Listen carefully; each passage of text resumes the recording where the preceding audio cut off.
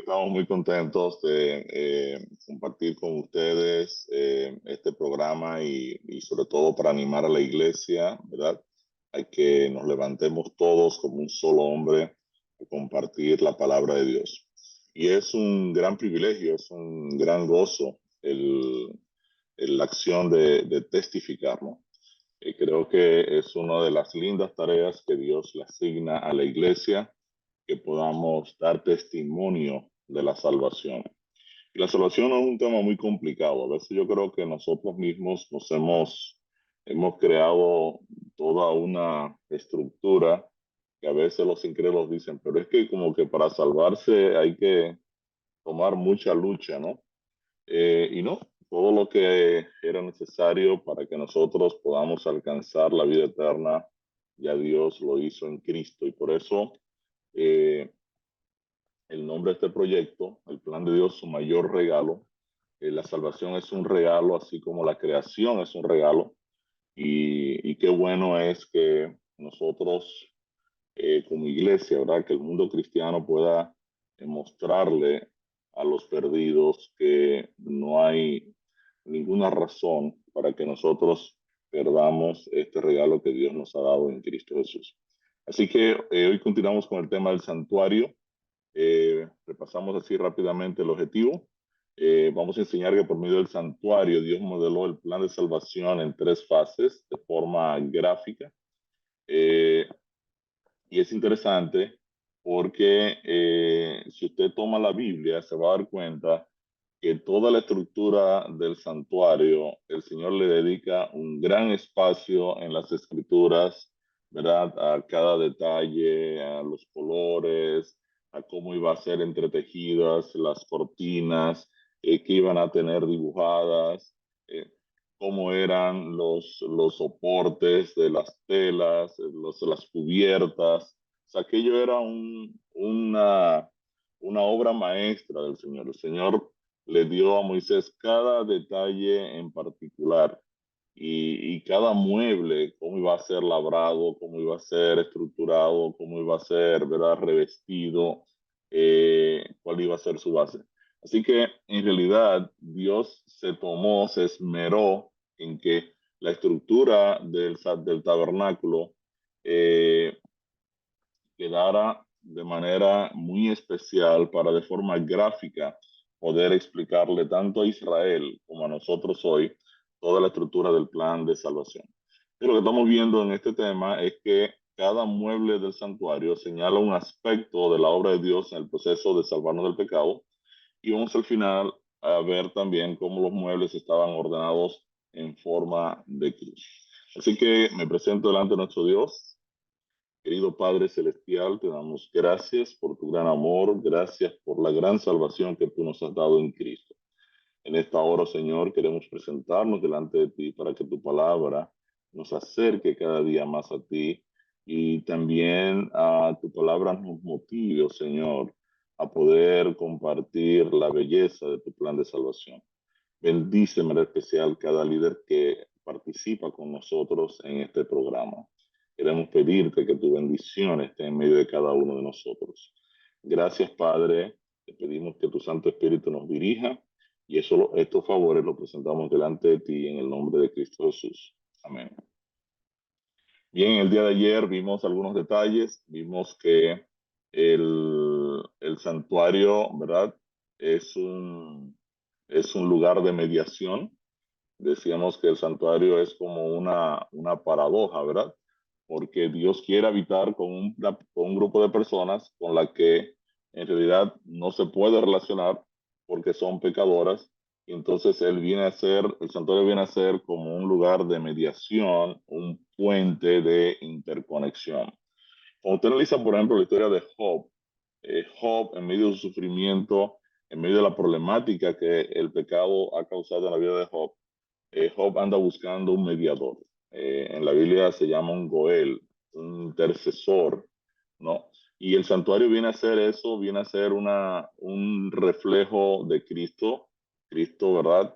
Es nuestro sumo sacerdote y viene a ser un lugar de mediación, un lugar donde ahí pues Dios puede interconectar con su pueblo, y el santuario viene a ser como ese puente. Vimos las dimensiones del santuario, aquí está en codos, ustedes lo van a tener en esta mañana, codos, un codo igual, casi igual a medio metro aproximadamente. Y usted puede tener básicamente ahí las dimensiones del santuario. Vimos que los dos muebles centrales eh, estaban en los dos cuadrados que conforman un rectángulo prácticamente perfecto, y los dos muebles centrales pues indican los roles fundamentales de Cristo, como cordero, como sumo sacerdote, como sacrificio, como mediador, y ahí está representada tanto la cruz como el juicio.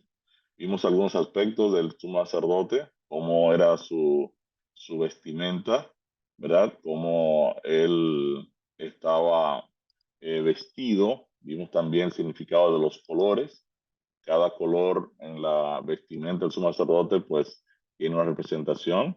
Vimos que el blanco representa la justicia de Cristo, las acciones también justas de los santos, el rojo, la sangre derramada, el azul, símbolo de la obediencia a los mandamientos de Dios, el morado pues es símbolo de realeza, y es la combinación, el morado, del azul y el rojo. Quiere decir que la realeza es el resultado del sacrificio y la obediencia.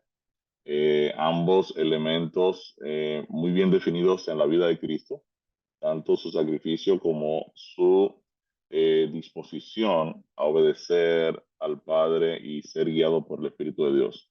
Vimos también que el oro es símbolo de eternidad y la plata símbolo de redención.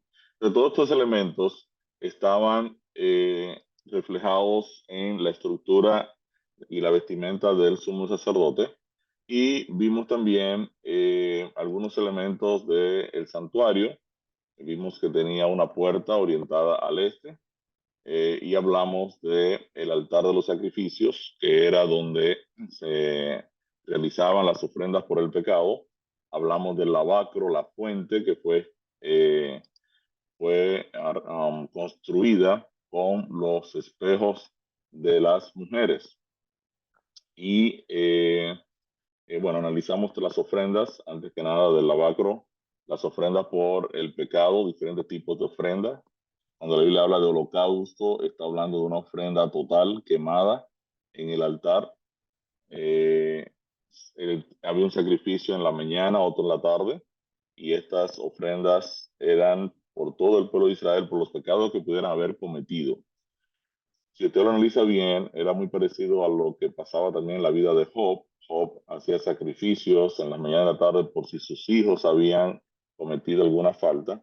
Y esto también es un símbolo de nuestro encuentro con Dios en las mañanas y antes de acostarnos, donde también nosotros pedimos tanto la dirección del Señor cuando nos levantamos, como perdón por nuestros pecados o los errores que hayamos cometido en el día al acostarnos, ¿no?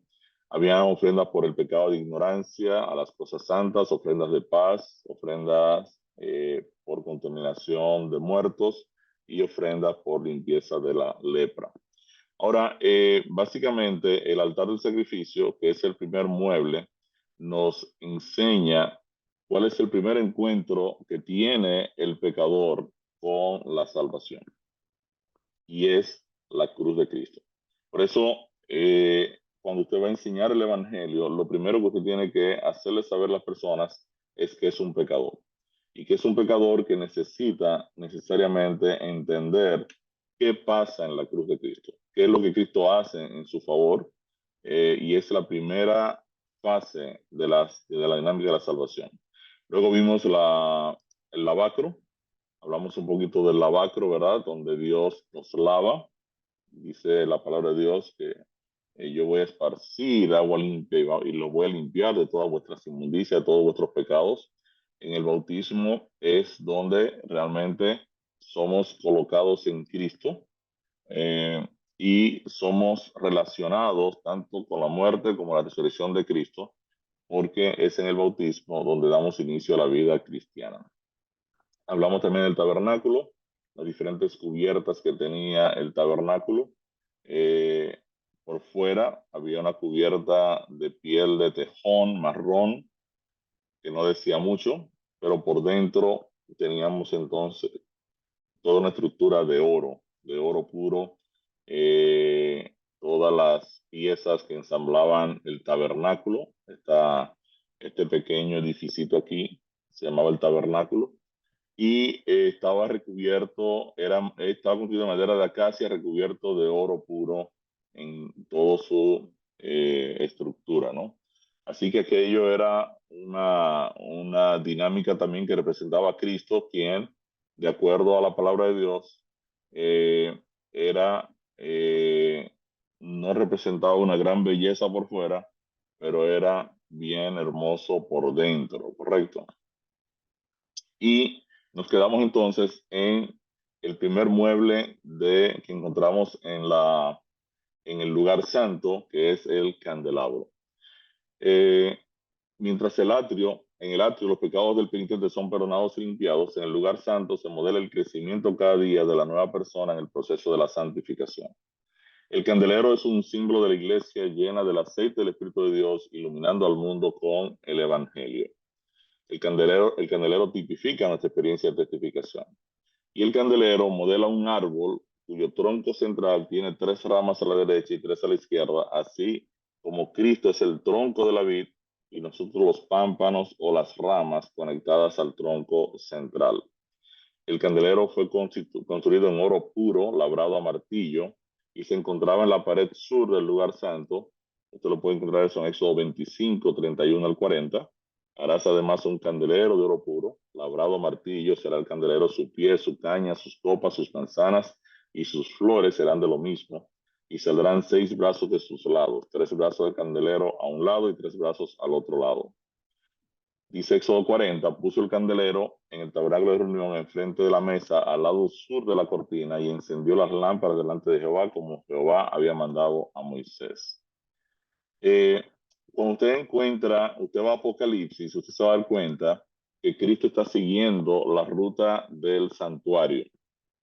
Primero en Apocalipsis 1, Jesús se presenta como el que estuvo muerto y vivió. Quiere decir que está hablando aquí esa operación de Cristo que estuvo muerto y vivió en Apocalipsis 1, es lo que ocurre en el atrio, lo que ocurrió en el ministerio de Cristo aquí en la tierra. Él muere en la cruz y resucitó, que es símbolo de lo que ocurre en el bautismo, ¿verdad? En una nueva resurrección. Eh, y esa obra de Cristo termina en el capítulo 1 de Apocalipsis. Luego en Apocalipsis, ahora Cristo comienza a moverse hacia el lugar santo o su obra en el santuario celestial. Y por eso que usted ve que en Apocalipsis 4 se ven ahora que Cristo se mueve entre los candelabros, ¿verdad? Que representan a las diferentes iglesias. Cada iglesia, ¿verdad? Es un candelabro y podemos ver las etapas de la iglesia cristiana a través del tiempo de manera profética, donde cada etapa representa un candelabro con su luz particular. En Apocalipsis 4:5 se habla de estas 7 lámparas de fuego, ¿verdad? Que son, dice, los 7 espíritus de Dios. Otra vez Jesús les habló diciendo, yo soy la luz del mundo, el que me sigue no andará en tinieblas, sino que tendrá la luz de la vida. En Mateo 5:14 al 16, Jesús se le dice ahora a los discípulos, ustedes son la luz del mundo.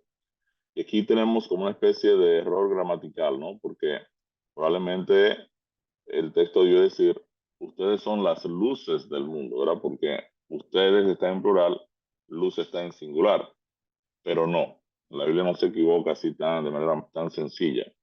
Cristo es la luz y nosotros estamos unidos a Cristo y juntos, entonces, uh, con, juntos componemos la luz junto con el Señor. Quiere decir que Jesús le dice, una ciudad sentada sobre un monte no se puede esconder, ni se enciende una luz y se pone debajo de un almud, sino sobre el candelero y alumbra a todos los que están en casa. Así alumbre vuestra luz delante de los hombres para que vean vuestras buenas obras y glorifiquen a vuestro Padre que está en los cielos. Así que, en realidad, nosotros somos, junto con nuestro Señor Jesucristo, somos esa luz que ilumina al mundo. Recuerden que el mundo, el incrédulo está en oscuridad. Quiere decir que el creyente que ha conocido el Evangelio, que es la luz de la gloria de Cristo, y ha entregado su vida a Cristo Jesús, debe ser entonces un foco de iluminación, es un foco de enseñanza, sobre todo de la dinámica de la salvación eterna. En el libro de Zacarías 4, usted ve la historia aquí de el ángel que habla, ¿verdad? Con Zacarías, y habla aquí de los olivos, ¿verdad?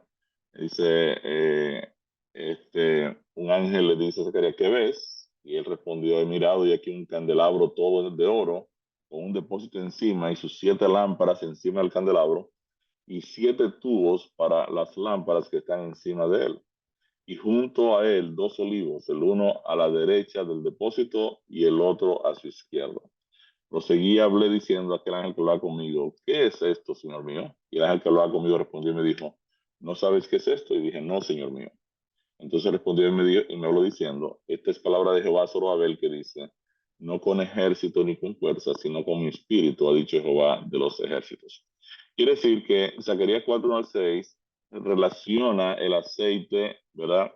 Que mantiene la llama encendida con el Espíritu de Dios. Entonces, este candelabro representa a la iglesia y el aceite es símbolo del Espíritu Santo. Y gracias a la presencia del Espíritu Santo, la iglesia testifica o ilumina con la luz del Evangelio. Es interesante porque la única fuente de luz que había en el lugar santo es el candelabro o el candelero. El candelero entonces iluminaba toda la estructura del lugar santo, ¿verdad? Y iluminaba todo aquello que estaba allá, ¿no? Ahora, encontramos también el altar del incienso. ¿Qué representa el altar del incienso? Al frente del velo, a la entrada del lugar santísimo, se encontraba el altar del incienso, construido en acacia y recubierto de oro. También tenía 4 cuernos que representan el poder y la autoridad de nuestro mediador sobre los 4 puntos cardinales. El incienso era especial y se quemaba mañana y tarde. Este altar era el lugar de intercesión del sumo sacerdote. El misterio del sumo sacerdote frente al altar representa la mediación de Cristo en el cielo. El humo del incienso representa las oraciones de los creyentes. Usted encuentra aquí en Éxodo 31 al 3, asimismo harás un altar para quemar el incienso, dice aquí la palabra de Dios, correcto. De madera de acacia lo harás. Su longitud será de 1 codo y su anchura de 1 codo, será cuadrado y su altura de 2 codos, y sus cuernos serán parte del mismo. Y lo cubrirás de oro puro, su cubierta, sus paredes en derredor y sus cuernos, y le harás en derredor una cornisa de oro. Y Aarón quemará incienso aromático sobre él cada mañana cuando aliste las lámparas. Lo quemará. Y cuando Aarón enciende las lámparas al anochecer, quemará el incienso. Rito perpetuo delante de Jehová por vuestras generaciones. El salmista en Salmo 141:2 dice, suba mi oración delante de ti como el incienso, el don de mis manos como la ofrenda de la tarde. Quiere decir que en este lugar de mediación, el humo del incienso que se generaba en el santuario representa nuestras oraciones que llegan, ¿verdad?, ante el mediador, ante Cristo, que ahora va a mediar en favor nuestro gracias a nuestra dinámica de oración. Apocalipsis 5:8 también especifica y dice, y cuando hubo tomado el libro, los 4 seres vivientes y los 24 ancianos se postraron delante del Cordero.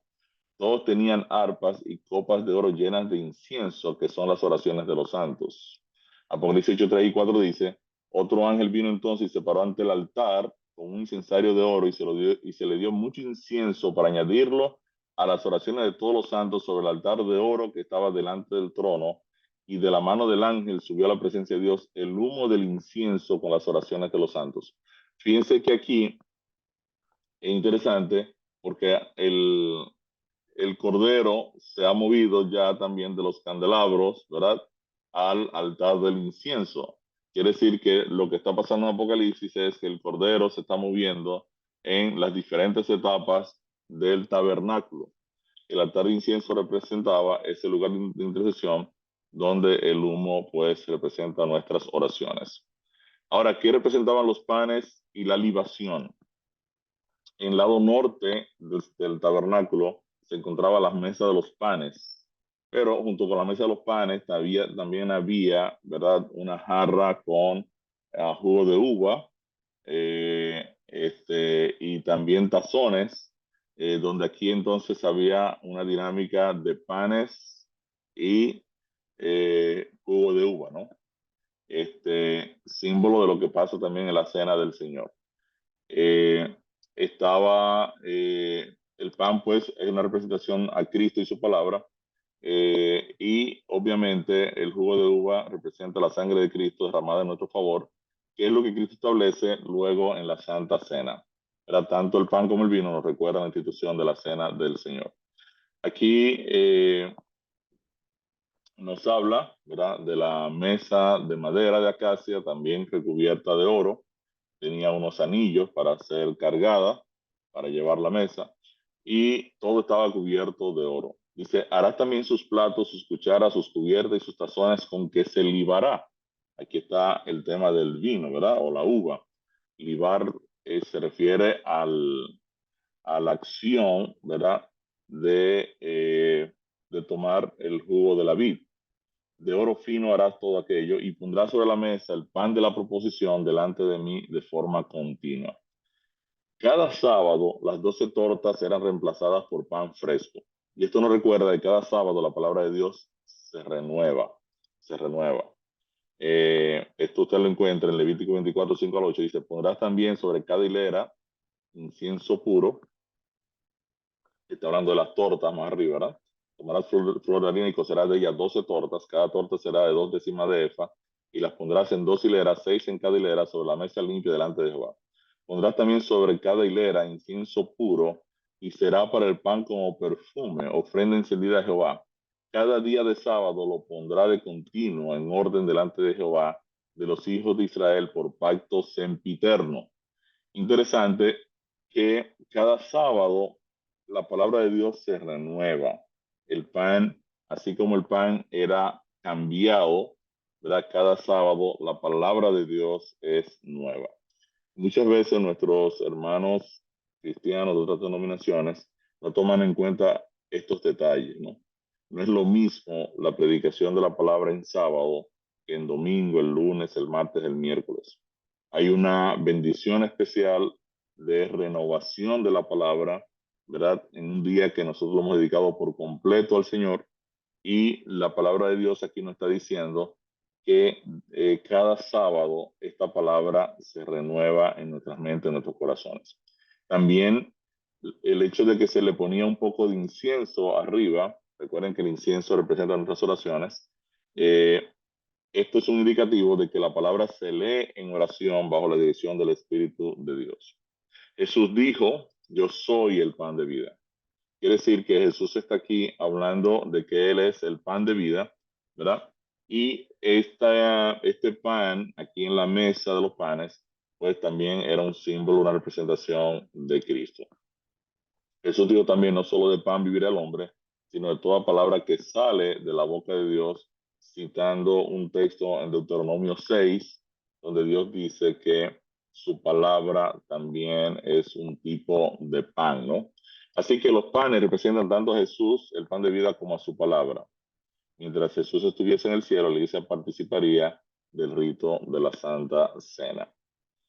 El siguiente mueble que encontramos es el arca del pacto, que estaba en el lugar santísimo, y ese era el único mueble que se encontraba aquí. Este era el lugar más sagrado del santuario, donde se manifestaba la presencia de Dios. En Éxodo 25 se nos explica cómo estaba construida el arca, ¿verdad? Era un arca de madera de acacia, dice aquí, vamos a subrayarlo.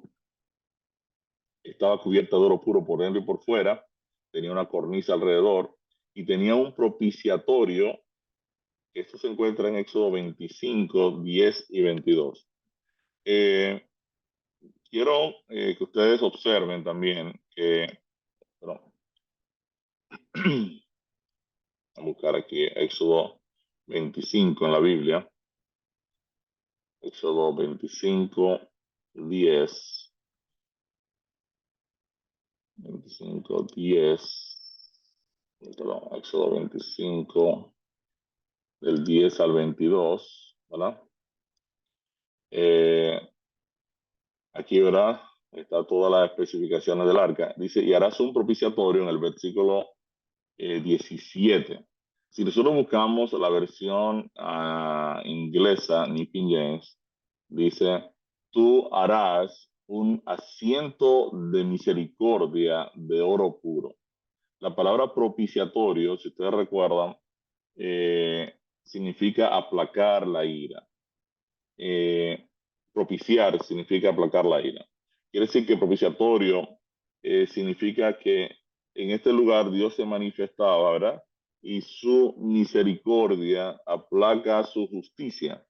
En inglés, este propiciatorio se llama mercy seat o asiento de misericordia.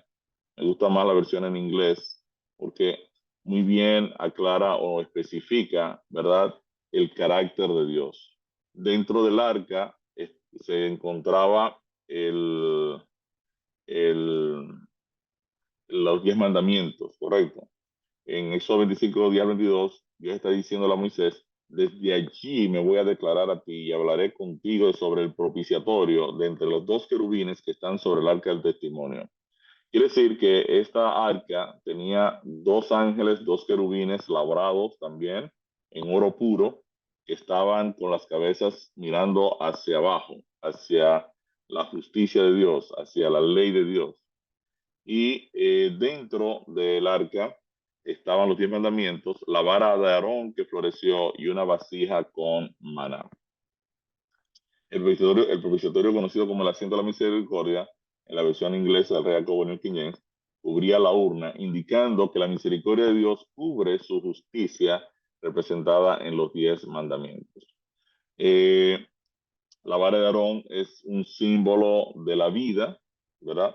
Esta vara estaba desconectada de la tierra y estaba siempre florecida con frutos, simbolizando que se encontraba en el lugar de la vida, donde Dios en realidad se manifestaba o se presentaba, y el maná pues representa la provisión continua de Dios para su pueblo, ¿no?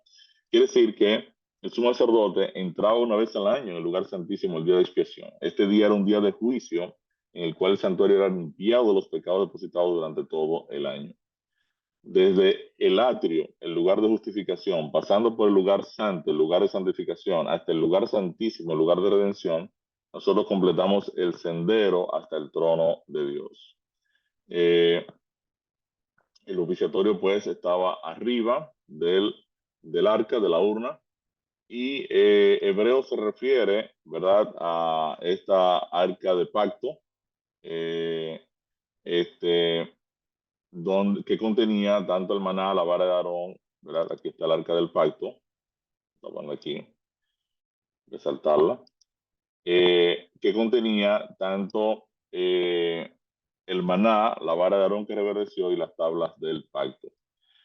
Dice que Juan ve ahora al Cordero llegar, ¿verdad? Y eso lo encontramos en Apocalipsis 11, lo ve ahora, Juan ve el cielo abierto y ve el arca del pacto en el templo de Dios, y aquí inicia ya obviamente en Apocalipsis a nivel profético el tema del juicio de Dios. Quiere decir que encima del arca del pacto se encontraba la Shekinah o la gloria de Dios. El lugar santísimo, de acuerdo a la palabra de Dios, era un cubo perfecto. O sea, la estructura del lugar santísimo, tanto su anchura, su altura, su longitud, eran exactamente la misma. Y este cubo era un cubo perfecto. Esto te lo encuentras en 1 Reyes 6:20, cuando Salomón hace el nuevo templo, también se asegura de que el mismo era un cubo perfecto. Dice, el lugar santísimo estaba en la parte de adentro, el cual tenía 20 codos de largo, 20 de ancho y 20 de altura, y lo cubrió de oro purísimo, así mismo cubrió de oro el altar de cedro. A diferencia de el santuario del tabernáculo terrenal, que tenía 10 codos por 10 codos por 10 codos, el templo de Salomón tenía 20 por 20 por 20, así que Salomón se aseguró de dejar el mismo esquema, ¿verdad? O las mismas proporciones del lugar santísimo en el nuevo templo. Si usted busca en la Biblia, ¿qué otro lugar tiene forma de un cubo perfecto? Usted se va a encontrar que el único otro lugar que tiene forma de un cubo perfecto es la Nueva Jerusalén. Dice Apocalipsis 21:16, la ciudad se halla establecida en cuadro y su longitud es igual a su anchura, perdón.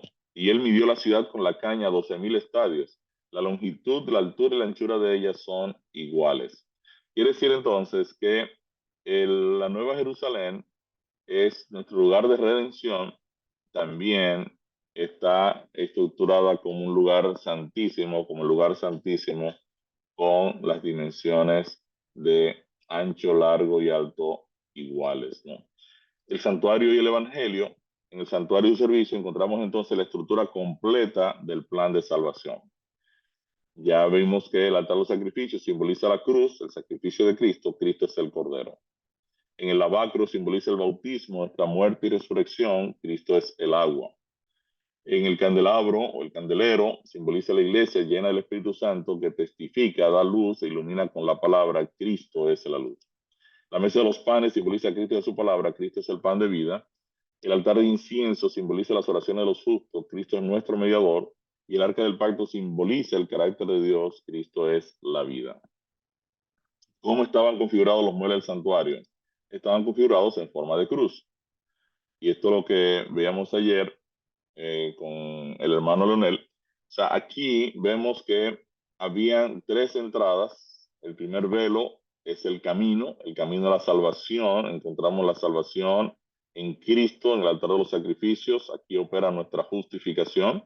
Luego en el lavacro, donde el sacerdote se lavaba. Nosotros somos los sacerdotes de Dios, ¿verdad? Nosotros como la nueva iglesia somos linaje escogido, real sacerdocio.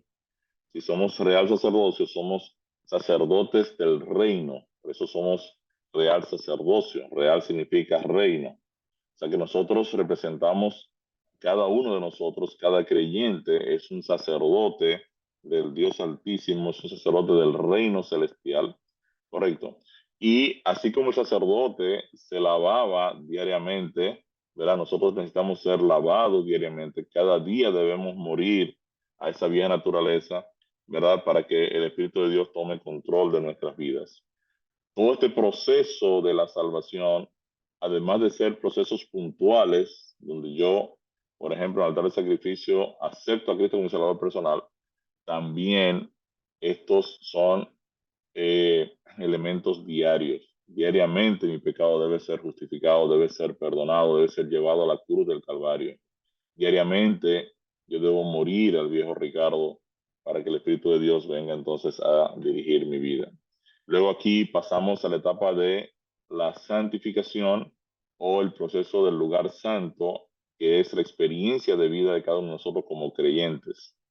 Una vez hemos creído el Evangelio, entonces el Espíritu Santo viene a morar en nuestras vidas, simbolizado aquí en el candelabro, y esta operación del Espíritu Santo tiene como propósito central que nosotros produzcamos luz, que nosotros reflejemos la luz de Cristo, reflejemos a Cristo en nuestras vidas y testifiquemos, alumbremos tanto la palabra como las oraciones.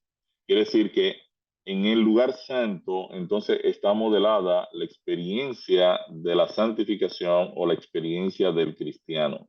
El cristiano lleno del aceite del Espíritu, entonces ilumina, el cristiano se alimenta diariamente de la palabra y el cristiano mantiene una vida de comunicación con Dios de forma continua. Aquí están los tres elementos de eh, palabra, ¿verdad? Oración y testificación. Y luego tenemos el lugar santísimo, el lugar de nuestra redención. Antes que nada, la entrada al lugar santo, ¿verdad? Este velo representa también la verdad, porque una vez yo encuentro el camino, que es Cristo, pues obviamente ahora me alimento de la verdad, de la palabra de Dios, bajo la dirección del Espíritu Santo. Acuérdense que la palabra tenía un poquito de incienso aquí arriba, símbolo de nuestras oraciones, también el estudio de la palabra. Y la palabra obviamente fue inspirada por el Espíritu Santo. Quiere decir que este velo me guía ahora a la estructura de la verdad Y finalmente, el último velo me guía a la vida eterna, que es donde yo viviré eternamente en armonía con los mandamientos de Dios, en la presencia misma de la gloria de Dios por siempre. Quiere decir que aquí nosotros tenemos toda la estructura del camino de la salvación: justificación, bautismo, santificación y redención. Y estos muebles estaban estructurados en forma de una cruz. Interesante, ¿no? Que ya Dios había estructurado, ¿no? Todo este modelo gráfico ya para señalar lo que iba a ocurrir con Cristo cuando viniera a redimir a su pueblo. Entonces, encontramos el camino, la justificación, luego el lavacro. Esto estaba aquí en el atrio, todo lo que estaba, todo el metal usado en el atrio era de bronce, tanto el altar del sacrificio como el lavacro, así como las columnas que soportaban todo el velo blanco que recubría el atrio, ¿no? Luego entramos a la etapa de la santificación, ¿verdad? Donde estaban las mesas de los panes, símbolo de la palabra, símbolo de la Biblia, la palabra de Dios, también símbolo de Cristo, el altar de incienso, nuestras oraciones y nuestra experiencia de testificación, de presentar el Evangelio a otros, ¿verdad? Y luego pasamos a la etapa de la vida eterna, donde viviremos para siempre en armonía con la santa ley de Dios. Interesante porque en toda esta estructura también nosotros vemos el puente, ¿no? Y este puente simbolizaban toda la estructura, ¿verdad? Del tabernáculo, simbolizaba también a Cristo. Cristo es el puente que conecta al Dios Santo con el hombre pecador. Si ustedes ven cómo está estructurado el santuario, la cabeza de Cristo, obviamente, tocaba el lugar santísimo, ¿verdad? Cristo es nuestro Señor, es también Dios con nosotros, y sus pies entonces tocaban el altar del sacrificio. Si ustedes recuerdan, el sacerdote tomaba el sacrificio, la sangre del sacrificio, y la derramaba al pie del altar. Quiere decir que el pie del altar estaba siempre, ¿verdad?, bañado de sangre derramada, de vida derramada. La Biblia dice que Cristo muere, si usted se fija bien, Cristo muere por los pies. Su sangre se derrama, él estaba crucificado y la sangre, ¿verdad?, por la gravedad, iba bajando por los pies e iba cayendo, ¿verdad?, derramada al pie de la cruz. Quiere decir que Cristo muere cuando su vida es derramada, ¿verdad?, por los pies, muere y se desangra y termina muriendo, ¿no? Ahora, es interesante porque el costado de Cristo vendría a quedar alrededor de la altura del lavacro, donde siempre había sangre y agua. Dice el texto que cuando el soldado vino, ¿verdad?, con una lanza a perforar a Cristo, ¿verdad?, y le clavó la lanza en el costado, de Cristo salió sangre y agua. Y esto es interesante porque también me está diciendo, ¿verdad?, que aquí se cumple la estructura de la salvación, donde en el lavacro siempre había sangre y agua. Esto lo dice esta vista aquí. En la fuente había siempre agua y sangre. Cuando Cristo fue perforado por el guardia en el costado, el texto dice que agua y sangre salieron de su costado. Entonces, en el santuario se encuentra también todo el recorrido seguido por Cristo en nuestra dinámica de la salvación, desde su descenso hasta nosotros, hasta su retorno con nosotros. Interesante porque el tabernáculo, que era totalmente en oro, representa el ministerio de Cristo en el cielo, tal y como usted lo encuentra en Apocalipsis. Cristo está en el cielo, ¿verdad? Moviéndose dentro de su iglesia a través del Espíritu Santo, ¿verdad? Aquí está la mesa de los panes, que está representada en Apocalipsis como el trono de Dios y del Cordero, y también el altar del incienso, lo encontramos en Apocalipsis, donde Cristo media con nosotros, y el arca del pacto. Quiere decir que el tabernáculo representa el ministerio de Cristo en el cielo, mientras que el atrio representa su obra en favor nuestro en la tierra. Y a través del plan de salvación nosotros nos damos cuenta de que Cristo en toda su obra en la tierra desciende a buscarnos. O sea, Cristo de su trono en el lugar santísimo del templo, ¿verdad? Entonces viene a la tierra a buscarnos, ¿verdad? Durante toda la experiencia de Israel, Cristo es ese ángel del pacto, esa persona que está siempre en contacto con su pueblo, con el sacerdote, el que se manifiesta, ¿verdad? Cristo también en gran parte de los versículos de la Biblia en el Antiguo Testamento es el que actúa como Jehová. En ocasiones también el Jehová se le asigna a Dios al Padre, pero en la gran mayoría de los casos, Cristo es el que está operando, ¿verdad? En conjunto con el sacerdote en la tierra, Cristo es el que está ahí mediando, ¿no? Ahora Cristo baja a la tierra, ¿verdad? Pasa por el bautismo y termina en la cruz. Y esta es la razón por la cual Cristo le pide a Juan el Bautista ser bautizado, porque Cristo viene descendiendo desde el cielo hasta la cruz.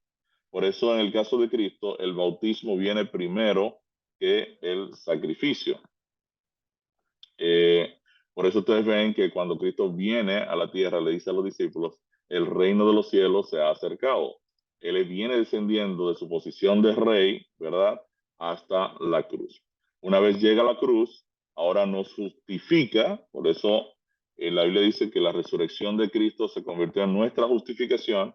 Ahora Cristo asciende con nosotros, ¿verdad? Somos justificados, somos bautizados, experimentamos la etapa de la santificación, ¿verdad? Donde estudiamos la palabra, oramos y lleno del Espíritu Santo testificamos y finalmente nos encontraremos para siempre como rey, como reyes, ¿verdad? Cristo es el rey de reyes, nosotros seremos los reyes en la Nueva Jerusalén, donde viviremos para siempre con nuestro Dios, ¿verdad? Redimidos y glorificados.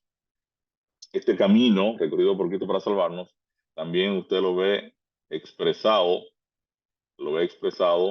en esa famosa oración del Padre Nuestro, que dice, Padre nuestro que estás en el cielo, santificado sea tu nombre, venga tu reino. Ahora Cristo el Rey comienza a moverse hacia la tierra, hágase tu voluntad. Esto es bien interesante porque estas columnas de entrada al lugar santo estaban hechas en oro, pero el pie de esas columnas, específicamente de esas columnas que estaban aquí en la entrada, estaba hecho en bronce. Quiere decir que la transición, ¿verdad? De la obra de Cristo en el cielo a la tierra estaba representada aquí en estas columnas de la entrada y la voluntad de Dios es que todo el mundo sea salvo gracias a esta obra de Cristo, ¿verdad? Hágase tu voluntad como en el cielo, ¿verdad? Y ahora Cristo va a recorrer el camino con nosotros, así también en la tierra, en la tierra. Dice el texto, el pan nuestro de cada día, dánoslo hoy, ¿verdad? Y perdónanos nuestras deudas, ¿verdad? Media en favor nuestro, así también como nosotros perdonamos a nuestros deudores. No nos metas en tentación, gracias a que el Espíritu de Dios está dirigiendo nuestras vidas, ¿verdad? Y líbranos del mal en el juicio, porque tuyo es el reino, el poder y la gloria por todos los siglos. Amén. Quiere decir que el Padre Nuestro sigue la estructuración del plan de salvación en todos sus elementos, ¿verdad? Y lo que Cristo está haciendo a través de la enseñanza también del Padre Nuestro es modelándonos la estructura y el camino de la salvación. Mi respuesta al tema, Dios entregó a Moisés un conjunto de especificaciones y detalles para la construcción del santuario. ¿Puede ver usted los pasos en el camino de la salvación representado por cada uno de sus muebles? En resumen, ¿qué hemos aprendido? Aprendimos que Dios reveló la gran verdad de nuestra salvación en cada detalle del santuario. También aprendimos que en su diseño del santuario, Dios reveló los dos roles principales de Cristo, Cristo como Cordero, Cristo como sumo sacerdote.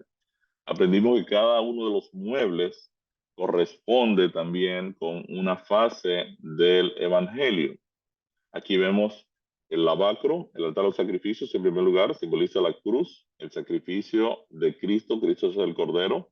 Es aquí donde nuestros pecados son perdonados, donde el pecador tiene un encuentro especial con Dios, correcto, y es aquí donde nuestros pecados son perdonados, ¿verdad? Y somos entonces justificados. Luego, en el lavacro es un símbolo de nuestro bautismo, nuestra muerte y nuestra resurrección. Cristo es el agua de vida. Jesús le dice a la mujer samaritana, si tú supieras con quién está hablando, yo te daría agua y tú no tendrías sed nunca más. Quiere decir que Cristo representa nuestro lavamiento, nuestro lavamiento. Por eso en Cristo somos perfectos, en Cristo somos justificados, en Cristo Dios nos ve, ¿verdad? Justos y somos declarados justos gracias a que la justicia de Cristo nos cubre. Una vez hemos participado, ¿verdad? De esta experiencia representada aquí en el atrio, entramos entonces en esta etapa de la santificación. Y aquí, si bien el Espíritu Santo, uno de sus operaciones en nosotros es producir en nosotros la obediencia, es traernos sus dones, ¿verdad? Y repartir sus dones entre la iglesia, entre cada uno de nosotros. De igual manera, la obra del Espíritu Santo fundamental es la testificación. Es que nosotros podamos, a través de su operación, reflejar el carácter de Cristo, reflejar la luz de Cristo y que el mundo vea nuestras buenas obras y glorifiquen a Dios. No nos glorifiquen a nosotros, van a glorificar a Dios. Quiere decir que la experiencia de la operación del Espíritu Santo en nuestras vidas va a dar testimonio de nuestra salvación, de nuestra redención. Y para mí esto es bien fundamental, porque típicamente en muchas ocasiones nosotros nos olvidamos de esta operación del Espíritu Santo y nos enfocamos en tratar de resolver nuestro problema de pecado, cuando en realidad lo que Dios nos dice es, pasen tiempo conmigo, que yo voy a transformar sus vidas. Y qué bueno sería si nosotros cambiáramos un poco el enfoque de ser muchas veces muy legalistas a ser sencillamente personas que viven bajo la dirección de la palabra de Dios en oración y en testificación y el Espíritu Santo entonces produciendo en nosotros la obediencia y plasmando el carácter de Cristo en una operación progresiva. La mesa de los panes, símbolo de la palabra de Dios, ¿verdad? Aquí también estaba el vino, el símbolo de la sangre de Cristo derramada. La palabra de Dios debe ser nuestro alimento diario. Diariamente debemos sacar un tiempo para reflexionar en la palabra de Dios, profundizar en sus enseñanzas, evaluar también cómo la palabra de Dios ha modelado toda la estructura de la salvación, ¿verdad? En las diferentes historias, en las diferentes parábolas, ilustraciones. Toda la Biblia es un manual de salvación. Entonces es importante que nosotros pasemos tiempo con la palabra de Dios, nos alimentemos, nos nutramos, para que cuando compartamos el Evangelio con otra persona también el Espíritu de Dios nos pueda hacer recordar. La Biblia dice que el Espíritu Santo nos va a hacer recordar las cosas que ya aprendimos. No es que el Espíritu Santo va a poner cosas nuevas que nunca habíamos escuchado. Quiere decir que nosotros debemos procurar pasar tiempo en el conocimiento de la salvación para poder ahora tener los elementos para compartir el mensaje con amor, contacto a las personas que nos rodean. Nuestros amigos, nuestros relacionados, sobre todo personas que no son cristianas, siempre les están observando nuestro accionar. Si nos enojamos, cómo actuamos ante crisis, ante dificultades, ellos van a poder ver el carácter de Cristo reflejado en nosotros a través de nuestras acciones. Y eso viene cuando nosotros meditamos en la palabra de Dios y en oración también pasamos tiempo con el Señor. Recuerden que la palabra de Dios tenía un poquito de incienso aquí arriba, ¿verdad? En las tortas para decirnos que la Biblia se estudia en oración. Y finalmente, ¿verdad? Esta dinámica de oración simboliza nuestras oraciones que se elevan al cielo hasta donde se encuentra nuestro mediador que intercede continuamente con nosotros. El arca del pacto simboliza el carácter de Dios. Cristo es la vida, es el lugar de nuestra redención. Nosotros ya aquí sí viviremos para siempre en armonía con la santa ley de Dios, en la estructura del santuario. la ley de Dios se encontraba ya en el lugar santísimo.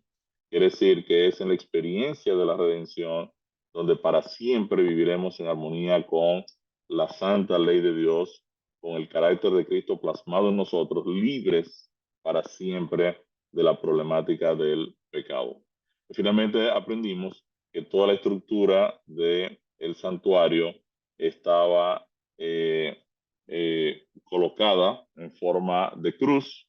Eh, Vimos también el proceso, el camino, la verdad y la vida, y toda la estructura del santuario en realidad está modelando a Cristo, quien es nuestra salvación.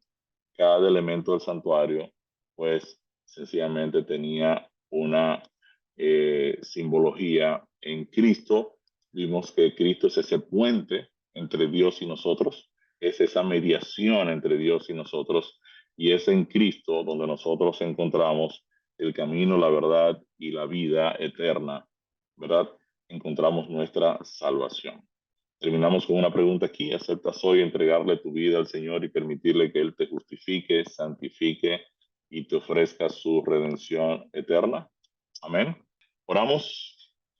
Querido Dios, Padre bueno, te queremos dar gracias, Señor, por tu palabra. Gracias porque a través de tu tabernáculo, de tu santuario, tú nos muestras el camino de la salvación eterna. Necesitamos, oh Señor, reconocer nuestras fallas, nuestros pecados y llevarlas a tu altar de sacrificio. Y necesitamos cada día morir a la vieja naturaleza para resucitar en Cristo Jesús, de manera tal que tu Santo Espíritu pueda operar en nosotros y podamos dar testimonio de esa salvación tan grande que tú has establecido en tu palabra y que también podamos pasar tiempo contigo en el estudio de tu palabra y en la oración. Queremos, oh Señor, pasar la eternidad contigo, pero también queremos que las personas que amamos, las personas con las que nos relacionamos, puedan acompañarnos por toda la eternidad a tu lado. Danos, oh Señor, la compasión, el amor, la sabiduría, el tacto, ¿verdad? Donde podamos nosotros presentar este regalo tan hermoso de la salvación que tú nos ofreces en tu palabra y que podamos compartirle esta hermosa verdad a tantas personas que nosotros conocemos y que necesitan urgentemente encontrarse contigo.